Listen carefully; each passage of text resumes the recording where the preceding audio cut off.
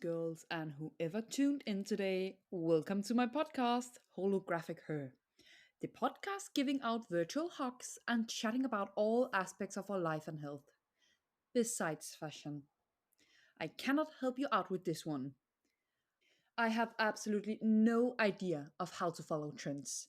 I have been wearing the same black dress when going out for the last 5 years, and I will continue to do so.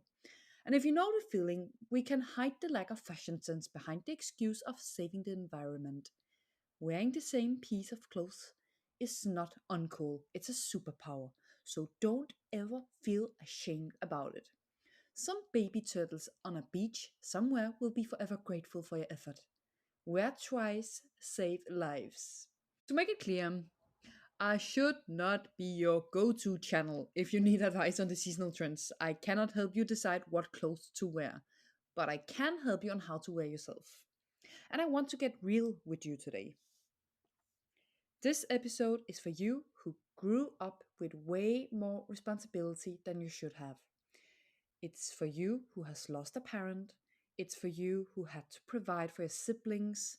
It's for you who went through something so life changing that it forced you to grow up way, way earlier than your pals. And if this isn't you, please feel free to hang around still and learn something new. I also need to inform you with a trigger warning. Remember, I am not a certified psychologist. Please always reach out to skilled professionals if dealing with severe or life threatening thoughts or behaviors. I'm a life coach, personal trainer, and natural path student, and will be speaking from my own experience of losing parents and growing up in an environment with lots of death, disease, and responsibilities. This topic can indeed be a heavy one, but I will do my very best to keep it lighthearted and informative. I just wish for you to feel seen and far from alone with these feelings. And if you have ever lost a parent or having family members who suffers from serious diseases, I first of all want to say that you are way stronger than you think. Even though I hate to be advocated as strong myself, as I didn't have much of a choice, it's the fucking truth. You're not a victim, and wherever you are on the journey of finding yourself after or in the traumatic event, you will rise from the battlefield. With scars? Yeah, probably, and many of them. But you will rise. Personally, I grew up in a home with lots of love, but also way more diseases than I could have ever believed were possible to experience in such a young age. From when I was around 6, all up till now, where I am 26, I must have experienced around 15 deaths. Here included my own dad, who I lost to a brain tumor, or, well, said in another way, brain cancer. My dad was sick for a long time before he passed away. The whole course of his disease was such an emotional roller coaster. One year, the doctors could congratulate and celebrate how the treatment had made his tumor disappear. And then, 6 months later, he would be back into treatment as the tumor has returned.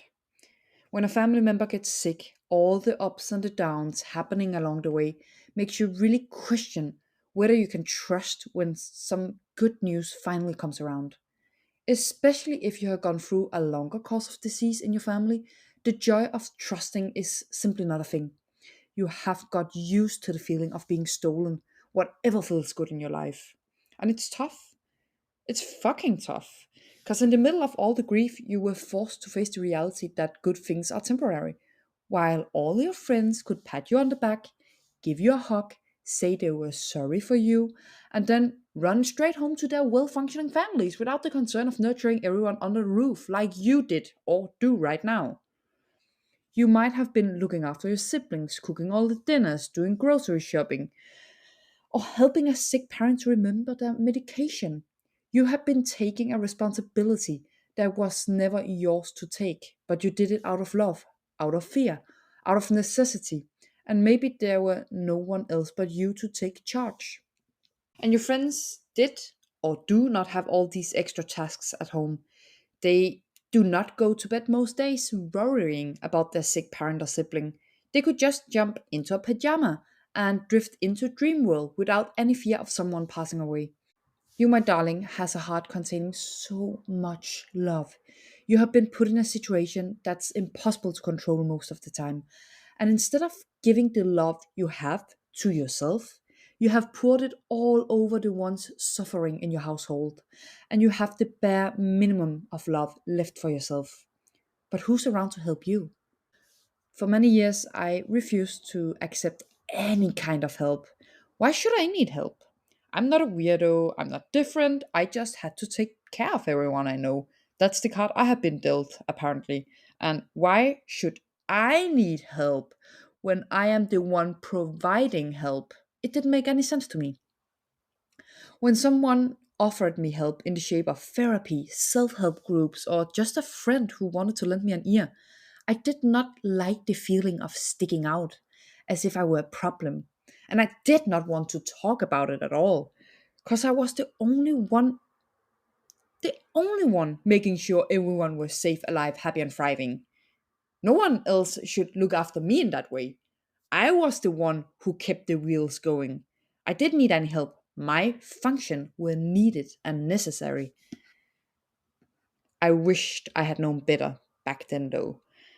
I stubbornly thought I could carry the weight of the world upon my shoulders all by myself. I did not know a reality without doing so. But carrying all the pain by myself was the one thing that killed me slowly without I even notice it. If you're at the legal age of drinking, I'm pretty sure you have tried to wake up after a heavy night of shots and found multiple scars and bruises on your body and been absolutely clueless of where they came from. The after party of the traumatic events is quite similar. You have been so great at adapting into taking care of everyone around you that you haven't seen how much it has become your personality to be a provider when you should have spent time figuring out who you are away from taking care of anyone but you. That's why I look back on the 15-year-old version of me with compassion, just shaking my head and wishing that someone had grabbed me, hugged me, and helped me to find joy in the middle of the chaos. I wished that someone had helped me to find myself and helped me through all the shit and grief that happened in the year post my dad's death. Because even after my dad died, I continued to take care of my family and siblings, even more than before, as they were all falling into pieces, and I felt like I was the only one who could save them. I did not get the help I needed until 6 years later. And I did not allow myself to crumble when I saw how much my family needed someone to look after them. And in 6 years, I simply freestyled my life as if I was the fairy godmother of my family. I sacrificed my own well being, my friendships, and the development of my personality by continuing taking care of them, all without questioning if I was okay myself. So many times throughout my teenage years, I wished I had grown up in a family where I could have been a proper kid or not worrying about anything and being a teenager, being a dumbass and making harmless mistakes. But it wasn't the case. I was facing the hardships of life, learning how to provide, grieve, and carrying myself through pain, even though I wanted to throw myself on the ground crying. Yeah. Maybe you can see yourself in everything I have told about my own experience so far. And I know that I cannot change anything that has happened to you. And none of us can do time travels and change time, space, and events. But we can decide where to go after hitting rock bottom.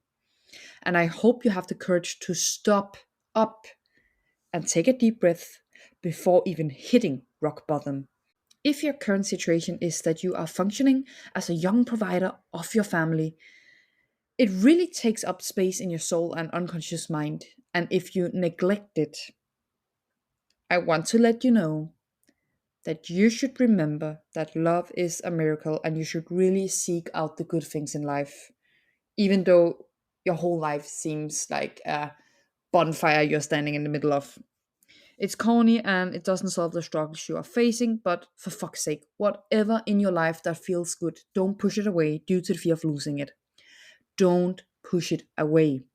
As I mentioned earlier, if you're used to bad things happening over and over again, You are getting terrified of trusting all the good things happening to you, but you have to. Please keep the love and the good things in your life close to you. One thing that has saved me over and over again throughout my whole life while looking after my family, it's goddamn love. Honestly, I know it's corny, I know it's cheesy, and I don't want to sugarcoat the whole aspect of going through trauma, but love is the answer. It honestly is. I so stubbornly refused to get help for so many years, and I so stubbornly refused to need anyone in my life for even more years. But love, people, and the help being offered to me was the things helping me so much more than I could ever have imagined. My first tattoo even quotes "Love is a miracle." Back when I got it, most people actually thought it was a tattoo dedicated to my, at that time, boyfriend, but it wasn't. It was a tattoo with the purpose of reminding me that love is to be found everywhere. Love is strangers smiling to you. Love is friends calling you up or a pet seeking your presence. Love is a partner and the admiration from a sibling. Love is that one thing that makes the world a better place. And I'm so sorry to let you all know, but that's the disgusting truth. We need love. We need to accept good things happening and accept that when we are offered to talk with someone or go into therapy, it's not because we are weak or can't deal with the problems ourselves. It's because someone else wants to take some of the weight off our shoulders, as we shouldn't have had the responsibility, the grief, or the hardships in life so early on in the first place. We can be angry, building a hard shell around our soul and refuse as much as we want, but it will only drag out the pain we are feeling as it isn't going anywhere. It's only getting worse if kept hidden inside. Have you ever tried to grow a flower in a garden filled with shadows? It's a mission impossible. The seeds will never sprout. Down the line, I realized how all the time I had spent refusing help and love, I had built up patterns of behavior that ruined my life, honestly, in so many ways.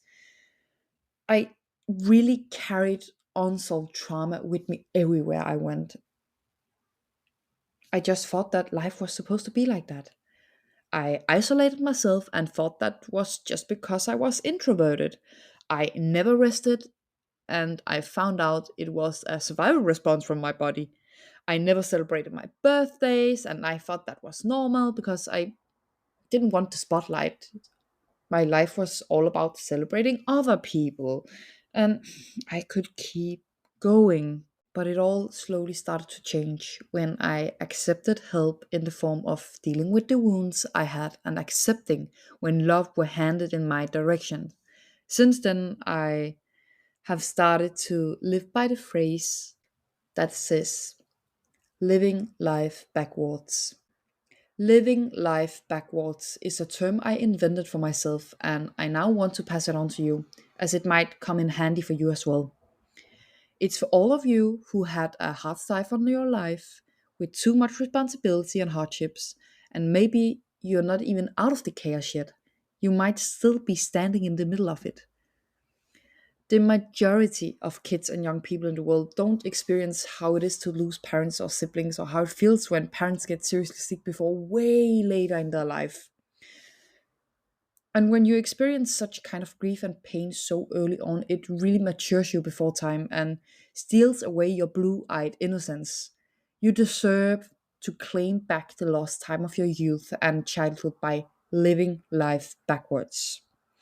You have been forced to start your life out as an adult, but for the rest of your life, you should practice the skill of softening up and evolve into the kid you were always meant to be by soul. Getting curious about life, seeing life with rose colored glasses now and then, believing in happy endings, doing crazy, silly things that doesn't need any other reason than it just makes you smile. It's never too late, and it will never be too late to claim back your youth and your childhood. Yes, on paper, you might have lost both your childhood or teenage years, but you have a spine now made out of steel, and from all the challenges you have gone through, you have created a character who's able to handle anything in life. You can sting like a bee, but it's now time to fly and flow like a butterfly. I'm really excited to hear how much hate I will receive for this statement, but I disagree loud and clear about the whole Disney movies ruined us speech. Disney filmmakers did ruin us with the graphic in some of the first movies. Some of them are pretty dark and terrifying and sad, but beside that, I do not agree when people says that the magical happy ever after aspect has ruined us. The world has just become harsher, and it's easier to blame everything around us for our misery than it is to look within. I am so sorry to hear that you have been hurt enough to jump onto this wave of negativity, and be my guest. Feel free to go and ride those angry and blaming waves from time to time. We are meant to be pissed off at life sometimes. I am, for sure. But as much as we know that life is not just easy peasy and breezy, it has also been proven to be true in the world of coaching that one of the most fundamental and beneficial strategies to make people reach their goals, their dreams, overcoming addictions, and so on is to have a clear and defined dream or goal in sight. I know life is not a full blown Disney movie. I'm not saying everything is just happy days and we should embrace toxic positivity. But life is sure as hell not supposed to be a forever Shakespearean tragedy either. You can choose to believe that even though life has proven itself to be merciless, there's beautiful plot twists coming later. There's a time and a place for bawling your eyes out, but if you treat life as if it is punishing you 24/7, 365 days a year for 10 years, honey, then it's time for you to change direction. If this is you, seek out help. I know you're stubborn as fuck, but therapy is the new normal. Having a stranger listening to all of your problems and thoughts as if they were your own personal assistant or verbal trauma punching bags. That is a fucking luxury. If you can afford it, what are you waiting for? Life has been hard on you already, so why not just dig up all the painful feelings now instead of later? It will allow you to breathe so much more freely afterwards. But as I said, therapy is a luxury if you cannot afford it. Like I couldn't for the most of my life. There's other things you can do. The most important thing is to admit that you're hurt and trying to put words into how you are hurting. One thing I did was to write letters to my younger self, sharing my whole experience, my feelings, and cheering on and preparing the 15-year-old me of the hardships I would face in the upcoming years. The first time I did this, I only made it to write Dear, followed by my name, and I started sobbing like a waterfall. It's all about getting the feelings out of the cage. And as far as I know, many countries have also started to offer hotlines to call if you cannot afford therapy. Grief and survival behavior differs and are never linear or measurable. So please also keep in mind if whatever I'm saying doesn't resonate with you, brush it off. There's nothing wrong with you. I do not have all the right answers for everyone, but I might have something useful to say for someone. But my best advice for you is to do your very best to live life backwards. Seek out joy, creativity, and curiosity in your life. Try to see life with the eyes of a kid when you have the opportunity. Accept the love around you and allow yourself to soften up. I know everything I say right now seems a bit cheesy still, but keep on believing that your story is not supposed to end like a chaos. A plot twist can happen anytime. And if you have seen the movie Anyone But You, the rest is still unwritten. It did sound better to refer to the song through the movie as it made me seem less old. Anyone But You had premiere in 2023 and the song Unwritten were released in 2004. Oh, 2004, it's 20 years ago. And it's still a fucking banger. But yeah, you know what's also a banger? The sound of you subscribing to my podcast if you enjoyed listening today or found today's content helpful. I would be deeply grateful if you wanted to leave a rating, a comment, or pass my podcast on to a friend of yours who might enjoy listening as well. Feel free to reach out to me on Instagram if you have any questions you will love for me to bring up on the next podcast. And forever and always, thank you so much for listening. Until next time, Stay safe, and I'll see you around.